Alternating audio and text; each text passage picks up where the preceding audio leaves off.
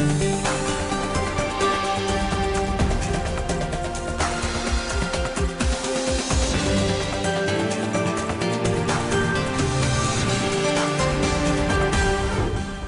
today's World Insight, a U.S. Congress delegation visits Taiwan Island barely 2 weeks after U.S. House Speaker Nancy Pelosi set foot in Taipei. China calibrates its response to the visit. 2 key Chinese military experts talk exclusively on our program today.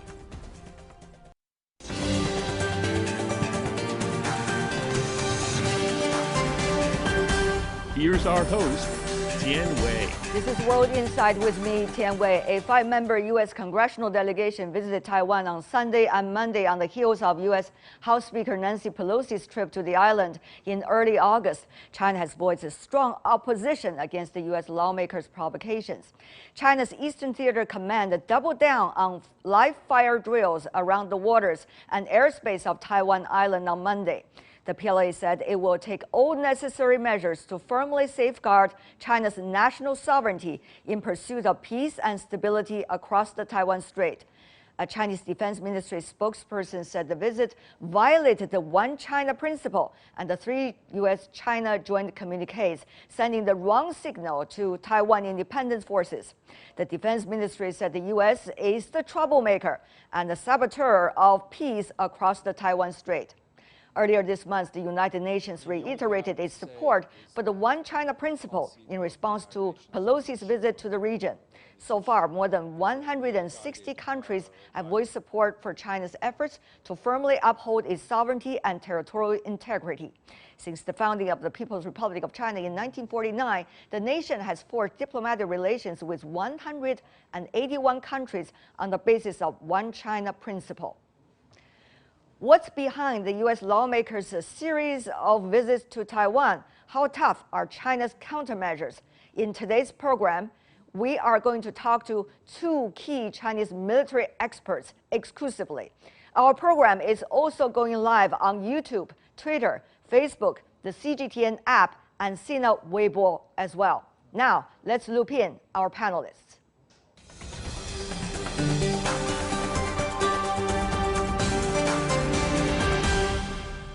You're watching World Insight. We have in our Beijing studio Major General Meng Xiangqing, who is coming from the National Defense University of the People's Liberation Army. Sir, welcome to the program.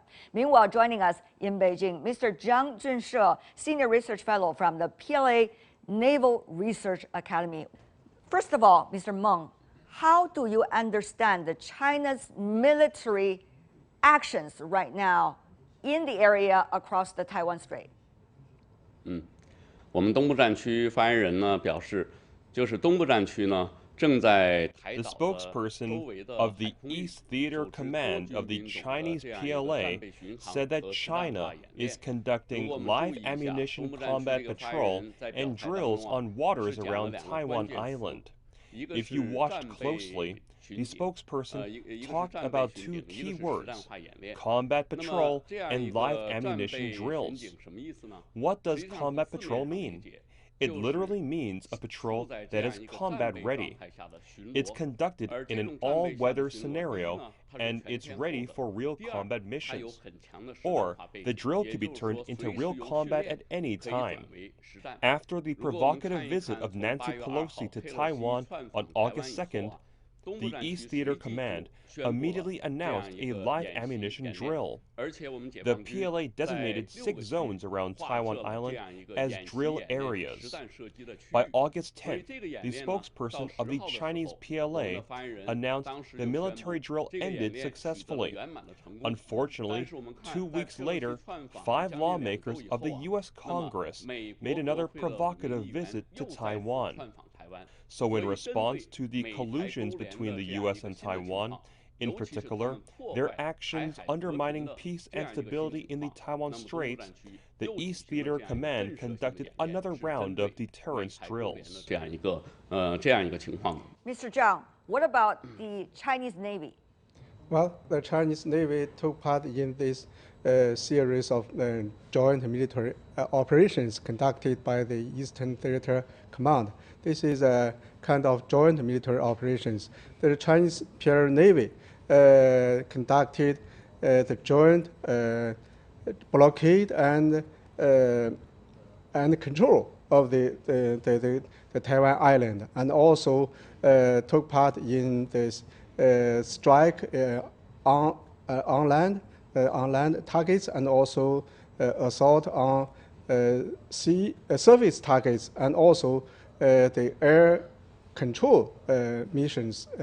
All the missions around the Taiwan island, and now currently the Chinese PRA Navy warships are now patrolling and also conducting exercises and drills around the Taiwan island. We need to take a look at in details what exactly the Chinese military doing. China's Eastern Theater Command forces lost no time carrying out 9-day military operations in waters and airspace around the Taiwan island. The operations began on the night of August the 2nd, when U.S. House Speaker Nancy Pelosi made a provocative visit to China's Taiwan region. The operations involving troops from various services were a test of the Chinese Armed Forces' integrated combat ability. The command will keep an eye on the situation across the Taiwan Strait while stepping up combat preparedness and patrols around the area. There's no let-up in China's live drills in Monday as 5 U.S. lawmakers did the rounds in Taiwan Island. Those are earlier some footages of how the Chinese military is conducting the live fire drills.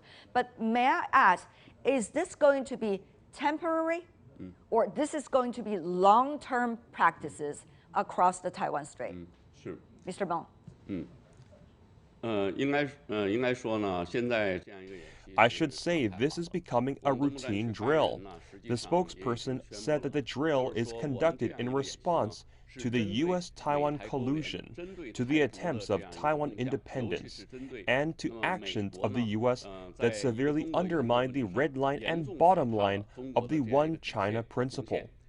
So that's why our drills lasted from the 2nd to the 10th of August, which was actually the first phase of the drill. And in response to the provocative visits by U.S. lawmakers, there is a new stage of drills. If you look at the specifics of the drills, we have joint closure control. We have attacks for sea targets. We have missiles launched from land, air-to-air combats. All these drill activities share several things in common. First, we managed to fully lock and encircle the island on the sea. This is so far the closest drill conducted near Taiwan Island. How close are we to that already? We designated 6 drill areas on the sea. If you compare that to the 1996 crisis on the Taiwan Strait, there are some major differences.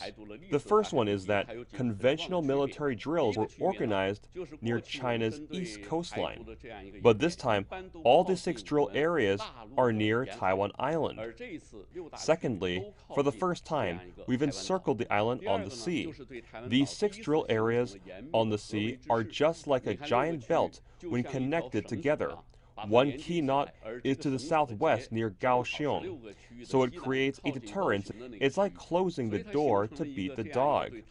Another major difference is that for the first time, the target range area of the drill is set to the east of Taiwan Island. The live ammunition drill actually covered the whole airspace of Taiwan, breaking the airspace under the protection of the Patriot missile defense system, and hitting accurately the target despite the Aegis system. Also, for the first time, we've organized the drill with the aircraft carrier formation. It was a strong deterrent, and we've built a full-dimensional combat system on the sea. Mr. Zhang, is the latest, the current operation different from the earlier round? There are some similar operations currently conducted compared with the previous round of operations. For instance, the Navy warships is also conducting patrols and also exercises and also joined the joint blockade and control of the island. I think during these exercises, I think the Chinese PLA Navy warships have done three things. First is that many of the warships crossed the so-called midline of the Taiwan Strait. That means we, the PLA, doesn't recognize the so-called midline of the Taiwan Strait. We ignore this.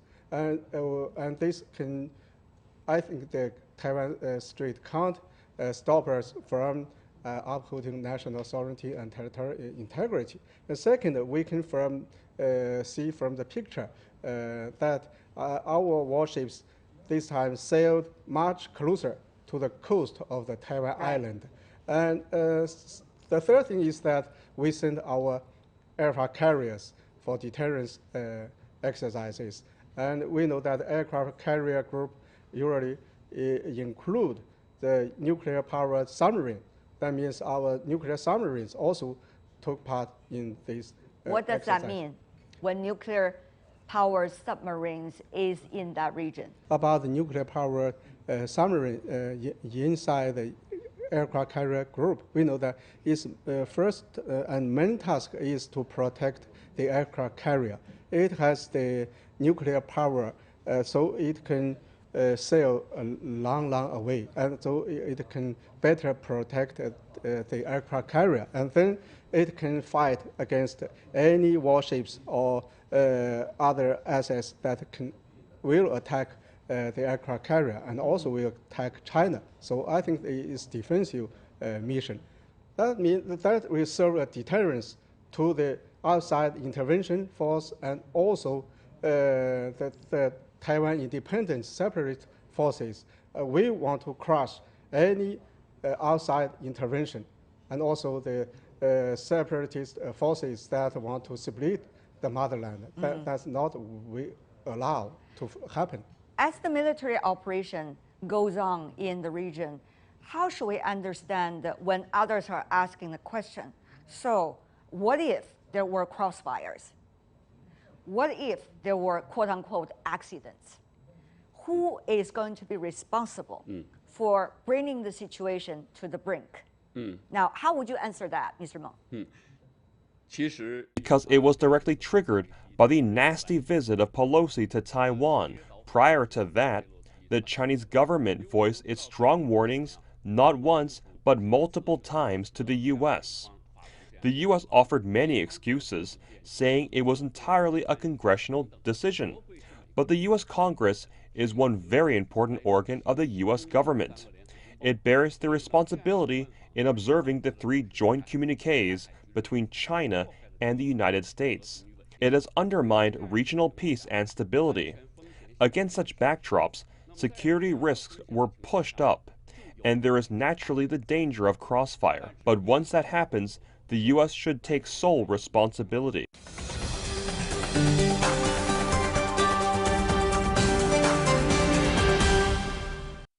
Earlier, there were the U.S. side talking about the so-called establishing the guardrails against any danger in the relations between China and the United States. Now, some suggest that this is going to be one of those steps backward as a result of Chinese military operation. But I do know that both of you disagree with that.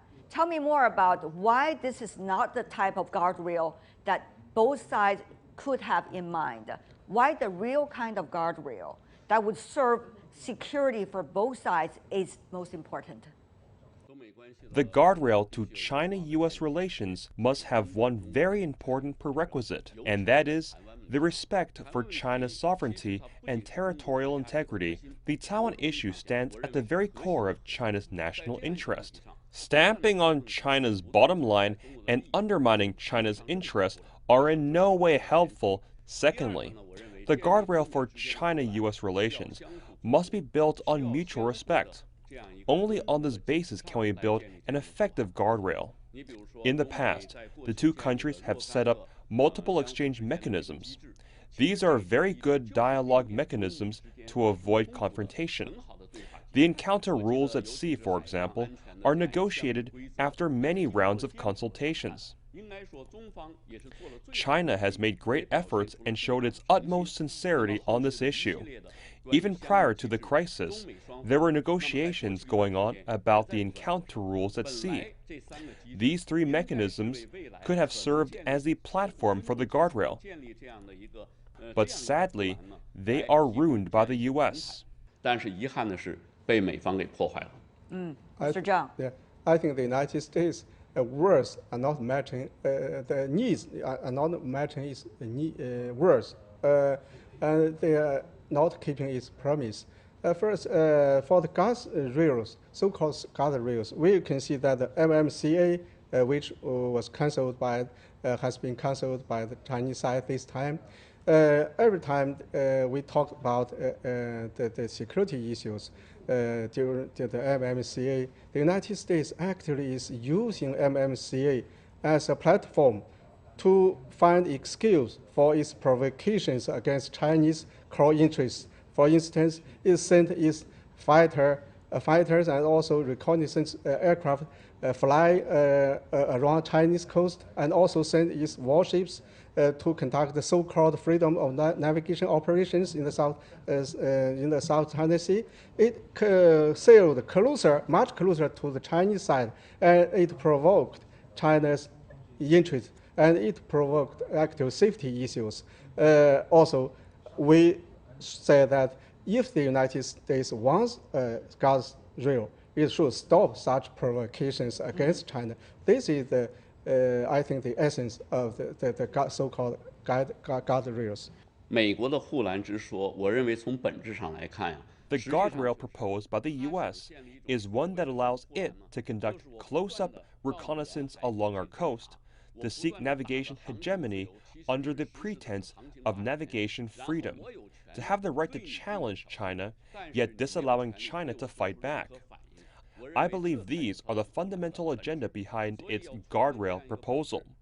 So we need to debunk the lie and define what the guardrail should be like. 尊重一个中国原则，相互尊重这样一个基础上。 The guardrail must be built on the basis of the One China principle and mutual respect. 不许百姓点灯的所谓护栏。 Agree? Yes, the United States is constantly making provocations against China, against China's core interests, but they don't want China to launch countermeasures like these measures we are just conducting. So it's not normal or it's not fair for China. And so the United States on one side is creating the so-called guardrail. On the other side, it is provoking China. It's making political and military provocations against China. So the guardrails are useless, actually. Both of you has illustrated very clearly the stance coming from the Chinese military. And many also wonder, how is the Chinese military reading the politics inside the United States and also reading the geopolitics, for example, that between China and the US? And how is that reflected in the current Chinese military's understanding of the issue and your actions, Mr. Meng? 其实我认为啊，就是中国崛起是一个大趋势。 I believe China's rise is a big trend. We insist on developing peacefully. Our goal is to improve the quality of life for the Chinese people and not to seek global hegemony. We've never sought hegemony. We have not attempted to challenge the position of the U.S.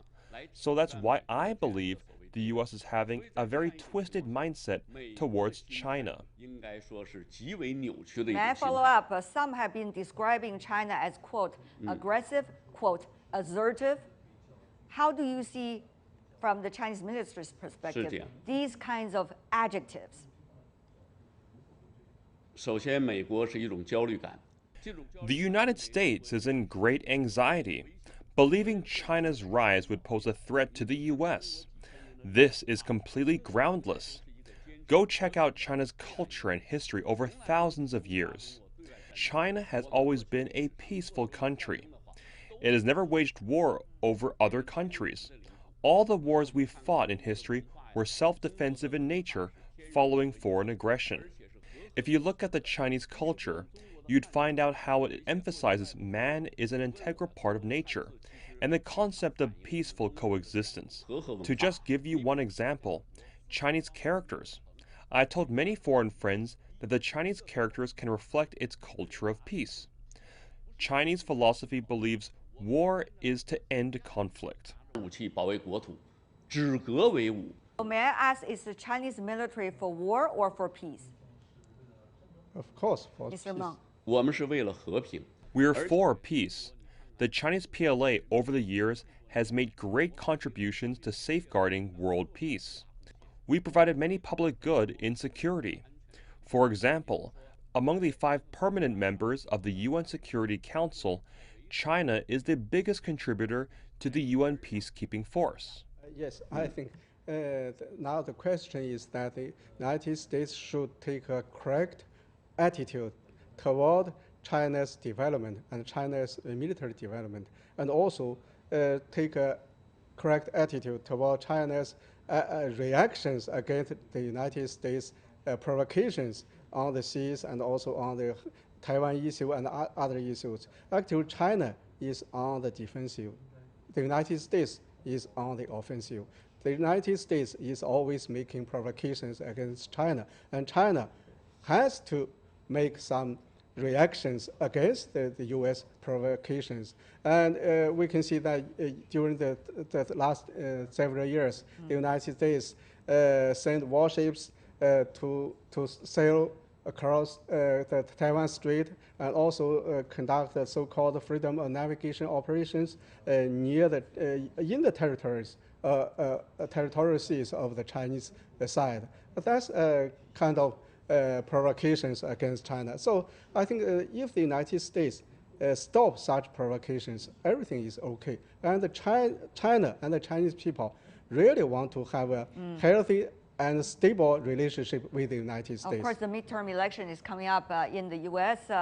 Politicians want to make sure they have their political capital and the so-called legacy. How do you see from the Chinese minister's perspective, is the quote-unquote the card of Taiwan is being played in that regard, Mr. Zhang? Well, I think the politicians in the United States should care for its national interest, not for its own personal capital or personal political heritage, and also should take a wide view on the Sino-US relationship. It should not make the provocations against China by visiting Taiwan, which is a part of China. But did they say, oh, maybe China should understand that we have problems at home, you know? So, Mr. Meng, what does that mean, do you see they are trying to put the Taiwan card in the overall array of issues they are trying to make use of, shall we say, politically? 其实你去看看美国200多年的历史啊。 If you look at the over 200-year history of the United States, in the first 100 years, it adopted an isolationist strategy. For the second centenary, it adopted an expansionist policy, in particular driven by such policy after World War II. The U.S. became the world's only superpower. Today, it wants to maintain hegemony over the world. That's why it's so much into playing the role of world policeman, despite its many problems at home. Due to the rise of populism and nationalism, the U.S. shifts all the blame externally for all the problems at home. If the U.S. doesn't change its Cold War mentality and hopelessly cling to its hegemony, it would ruin not only China-U.S. relations, but also undermine regional stability and world peace. It will lead to tragic consequences. There are countless such examples throughout history. 对世界和平、对地区稳定都将带来灾难性的后果。其实历史上有很多这样的例子。 Mr. Zhang. Yes, for a long time, actually, since the end of the World War II, the United States has been using Taiwan as a chess piece in its strategy to contain China, and always using Taiwan to contain China. I don't think such attempt will succeed. And the key issue is that the United States stop using Taiwan to contain China and don't make other political provocations against China. I think this is the key point. Now, we have only 1 minute left. I really wonder, finally, do you have anything to say with anyone who is watching our program either online or on TV all over the world? Maybe they don't know the issue very well, but what do you want to say to them from as an individual in the Chinese military? Mr. Meng, briefly. The Taiwan question is purely an internal affair of China, but the U.S. has been interfering with China's internal affairs and meddling with the Taiwan issue. It's a key external factor why the Taiwan issue hasn't been solved today. No matter how hard one tries to interfere, China would definitely achieve its national reunification because this is the trend and it's what the people demand. Mr. Zhang. I think the Taiwan issue is China's core interest, and the vast majority of the countries in the world, more than 181 countries, have recognized the One China principle. I think that China is taking reactions against U.S. provocations. This is the fact. Zhang Junshe from PLA Naval Research Academy and Meng Xiangqing from the National Defense University of China. Gentlemen, thank you so much for being with us. That's all the time we have for today. If you'd like to know more, search World Insight or check out our YouTube channel. Follow us on Twitter and Facebook. I'm Tian Wei. On behalf of the team, thanks for being with us. Bye for now.